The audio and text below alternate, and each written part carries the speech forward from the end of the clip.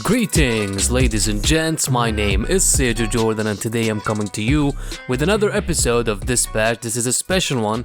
I'm gonna be talking about NXT TakeOver Blackpool. The show just ended, and it wasn't a weird time. I mean, usually for us who live in the Middle East, especially for me, who I live in the UAE and Dubai, I watch the shows usually at 5 a.m., and that's the usual time, of Raw, SmackDown, pay-per-views. Maybe it's just an hour before that. But now, the timing over here, it was like about 11 p.m. and it was kind of weird. Even though it's perfect, you just watch the show, then you can go to sleep and do whatever you want. I'm not a morning person, but for me, this is great. I watched the show. The show, I think it had 3 great matches. 3 of those matches were just fantastic. And the other 2 wasn't bad. The other 2 had something missing in them. And maybe with, I don't know, maybe because it was a last minute thing. I'm talking about the Finn Balor and the Jordan Devlin match. And also in the main event, I thought it was too long. If they cut the match, not even in half, like they cut maybe 10 minutes of the match. I don't know how long the match was. Maybe I should go back and check how long it was. But I think it was more than 30 minutes. It should have been like 40 minutes in the match. There were some phases in the match that I was just bored. I don't know why, even though it was technical, and I like technical wrestling. I think technical wrestling is very underrated, and we don't see those things anymore because we just see high-flying moves, and sometimes it's great to tell a story. And the main event was, I think the main event for me, it was too long, but the crowd wasn't into it at the beginning, and then later in the match they got into it, little by little, and at the end they were just so into it. They were kind of into it at the beginning. They went down and they were just bored. I don't know why. They were booing everything. Then they got really into the match, and then at the end they went down again. So at that part when they were really into it, they could have just taken it home and done with it. Because I thought the last part, especially the last 5 minutes of the match that was just dragging, I thought that wasn't a good thing. But I'm going to talk about that in details before I go into the show. The match card, it was only 5 matches that was announced. And I thought, this whole card thing that the NXT takeovers do with every takeover special, I think is great. You don't need to have a lot of matches. Usually these shows are just 2 hours and a half. In this case, it was about 2 hours and 45 minutes.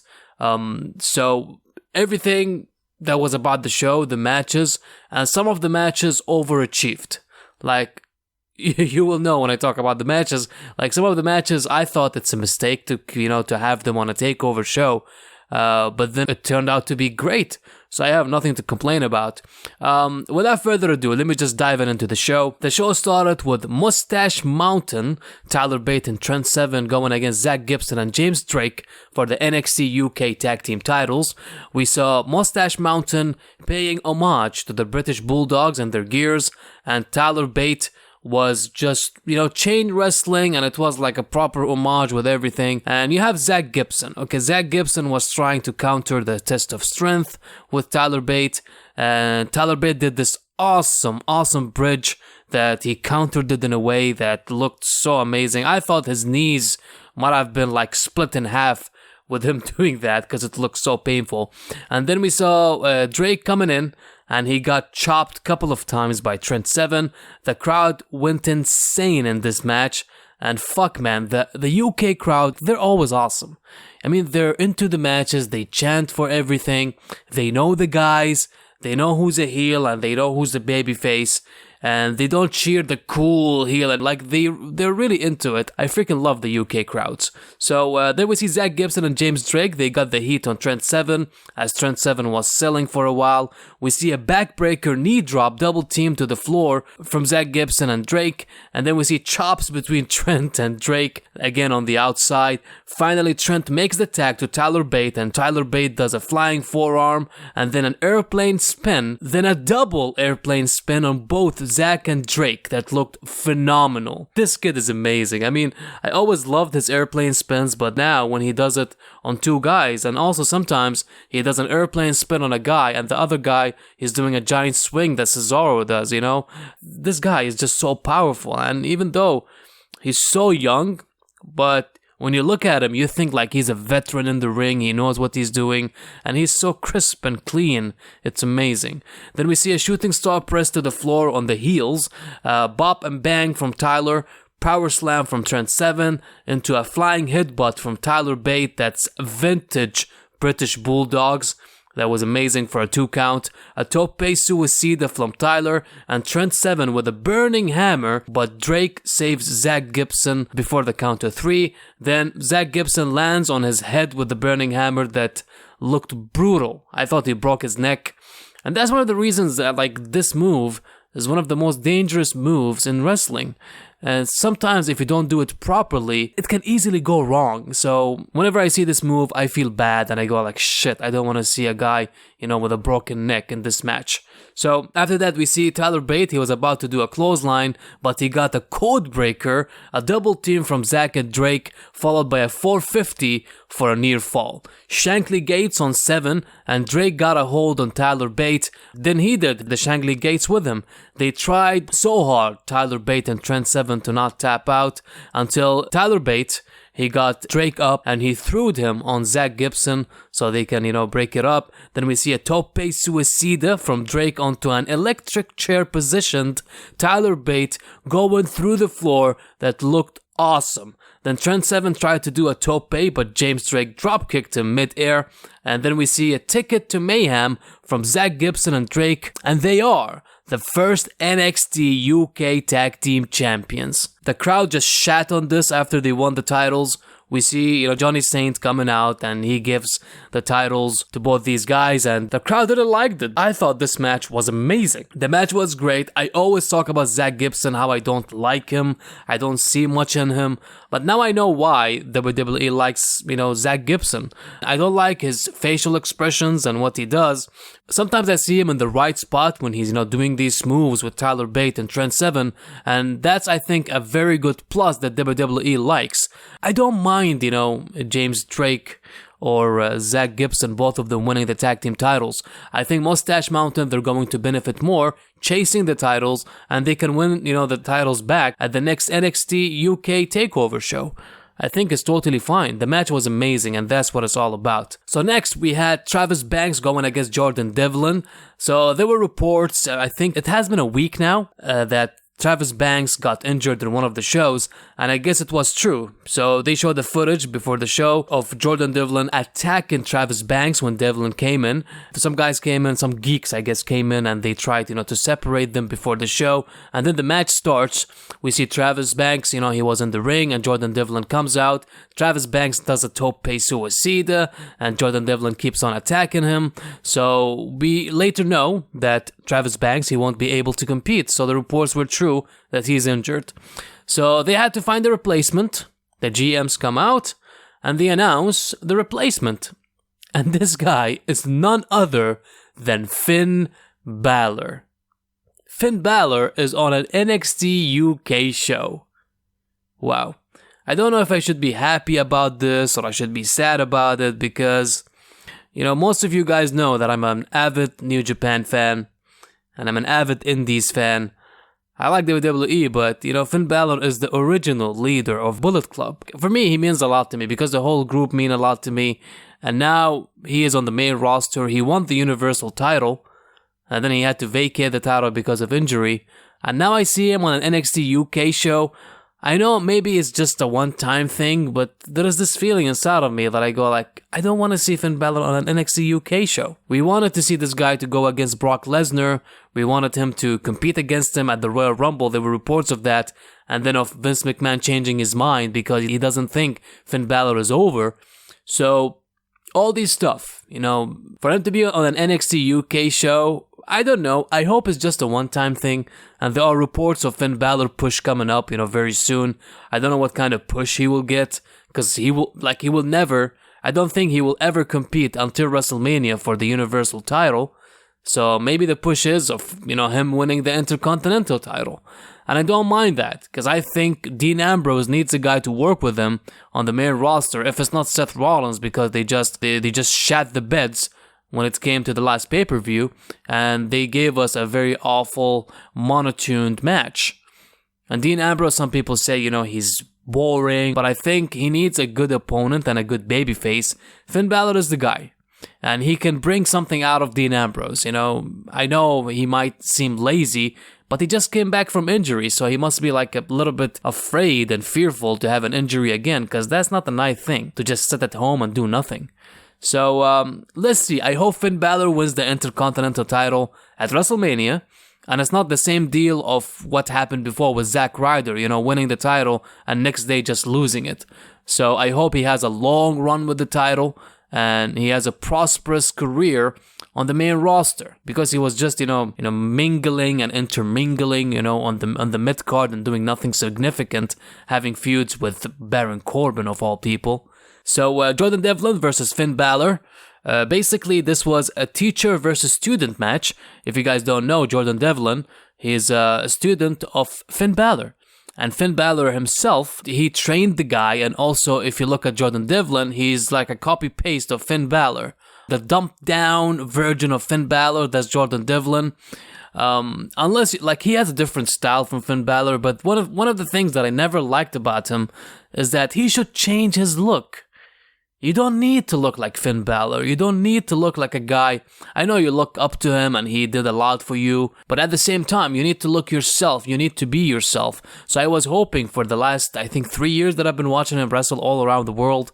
So, like, he would have a change of look or look, you know, different than Finn Balor. But no, he still looks the same. So they traded chops, like heart chops, reminiscing of Finn Balor's New Japan days, chokeslam and standing moonsault from Devlin to Balor, a Pele kick from Finn Balor, a 1916 from Finn Balor for a near fall, super kick and a headbutt followed by a Saito suplex from Jordan Devlin, a penalty kick from Finn, coup de grace from Finn that gets his egg scrambled because Jordan Devlin scooped his legs on the top rope.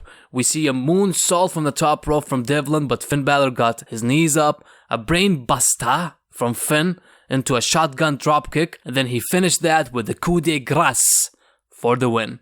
So at least Finn Balor wins here. You know, I was worried for a second that he's losing for Jordan Devlin, but no, he won here, so that's quite cool. Then they showed Luke Menzies that we saw a couple of times on NXT, and he barely got a reaction. So, poor dude. I mean, come on, they said he played in one of the rugby teams, and I know rugby is huge in the UK, so he didn't get much of a reaction there, and I felt bad for the guy. So, Eddie Dennis versus Dave Mastiff in a no DQ match. You guys know what I think about Eddie Dennis, you know. I don't see anything in him, and whenever I saw him on NXT UK, I said this guy is just tall, who doesn't have an inch of charisma or an in-ring work techniques. He's just thin and tall, and on the other hand, you have Dave Mastiff, who's explosive. He's big, a little short, but a great worker. They started the match with elbows, and Dave Mastiff sent one steel steps in the ring. Eddie Dennis attacked Mastiff with a kendo stick, thinking he's Charlotte Flair. And as he was attacking him, I remembered, you know, Jado from New Japan. Sometimes he attacked, you know, the opponents behind the referee's back. But these kendo stick shots weren't a joke. Truly clobbering each other with these shots, and they sounded like true shotguns. Anyways, so he clobbered him for real like a couple of times. Then we see Dave attacking Eddie with kendo shots himself. Followed that with a powerbomb. Eddie catches Dave and planted Mastiff with swinging side slam on the steel steps that looked impressive.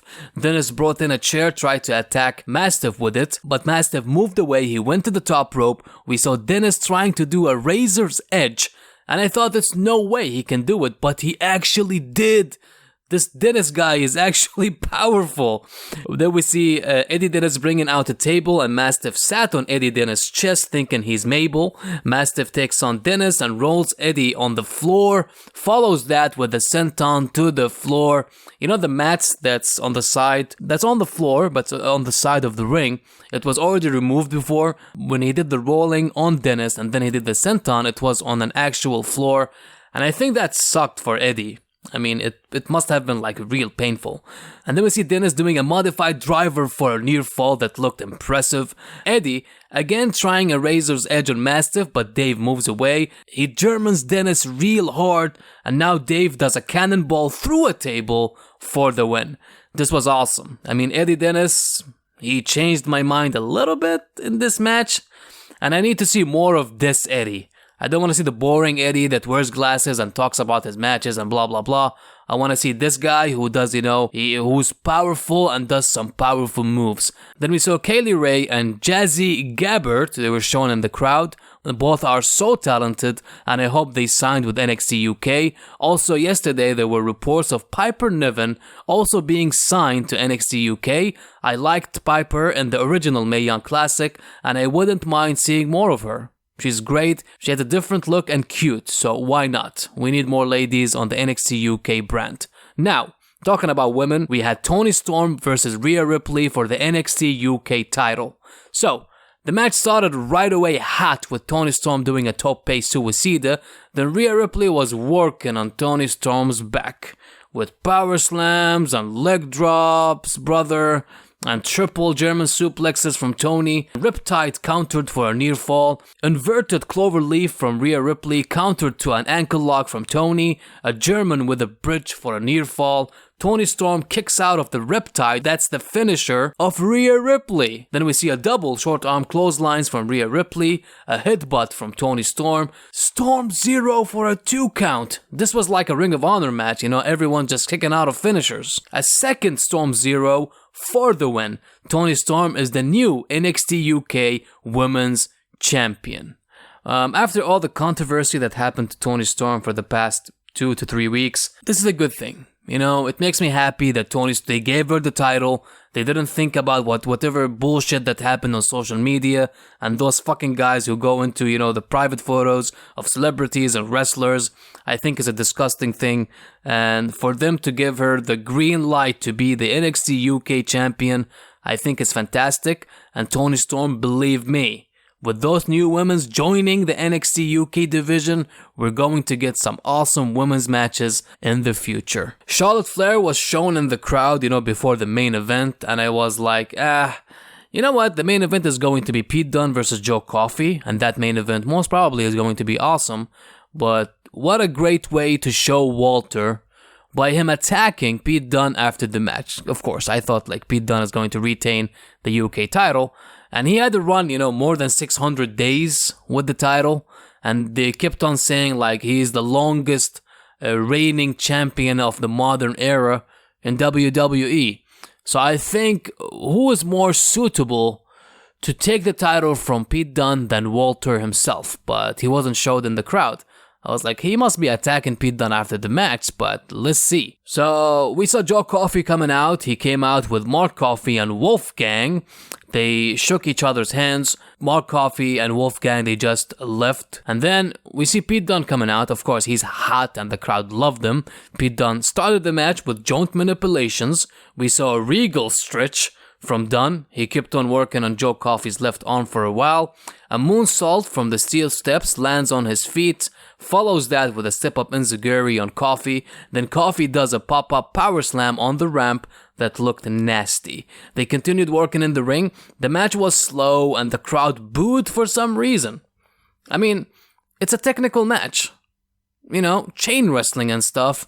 And the crowd wasn't into it. I mean, I think they wanted more high flying and high spots. And that's what happened. I mean, Pete Dunne did a moonsault quebrada to the floor on Joe Coffey. An X-Plex top rope crossbody. Powerbomb from Coffey for a near fall. Joe Coffey does a Boston crab while the crowd booed like hell. Then he stomped on Dunne's head several times. A flatliner into Koji clutch that was nice, but the crowd doesn't want to watch chain wrestling. Ankle lock is on from Dunne and the crowd was clapping for Coffey to get out of it. They were clapping for the heel to get out of the submission move. A powerbomb to Pete Dunne on the apron. The referee reaches the 9th count. They both make it in.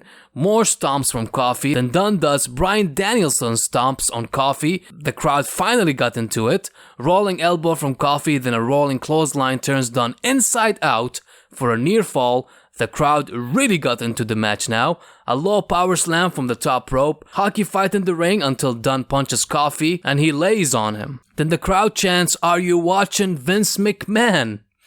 That was amazing. I fucking love the UK crowd, man. That was fucking awesome. So they were both on the top turnbuckle. That didn't work. I think Joe Coffey just fell down on the floor. And then they did it again.